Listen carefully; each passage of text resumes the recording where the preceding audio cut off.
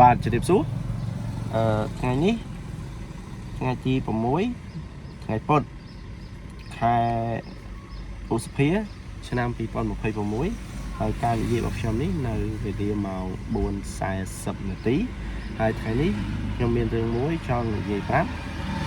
គឺខ្ញុំនិយាយដើមមនុស្សស្រីម្នាក់បាទ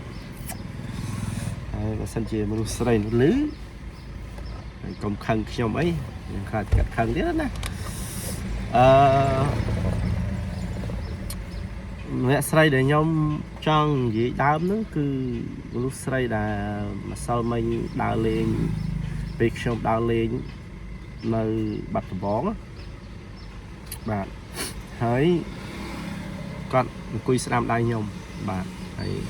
អ្នកទាំងអស់គ្នាគិតទៅថាអ្នកដែលអង្គុយស្ដាំដៃខ្ញុំនឹងជាអ្នកណាបាទខ្ញុំតកងឡាននៅខាងឆ្វេងហើយអ្នកអង្គុយស្ដាំដៃខ្ញុំនឹងជាអ្នកណាបាទពេលណាដែលបើកចេញពីសៀមរាបទៅបាត់ដំបងស្រាប់ទៅដល់ហួសពួក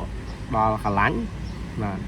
ខ្ញុំថាដល់ហើយដល់កលាញ់ហើយទីរួមស្រុកកលាញ់ហើយមូលកលាញ់ហើយ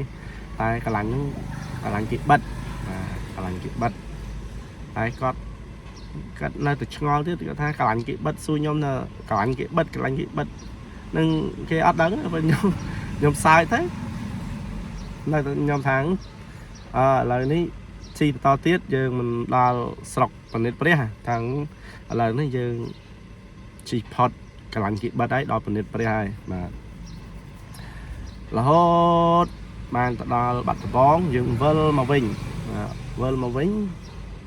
ជីហួសពនិតព្រះទៀតមិនដល់កលាញ់ទៀត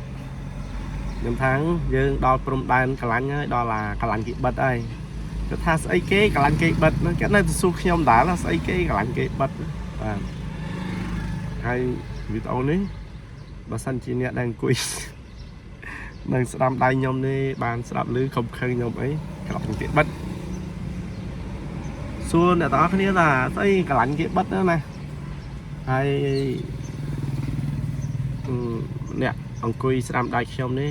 ស្រឡាញ់ខ្ញុំមិនចាញ់ម្ដាយខ្ញុំស្រឡាញ់ខ្ញុំទេបាទអញ្ចឹងសូមអរគុណសូមជម្រាបលា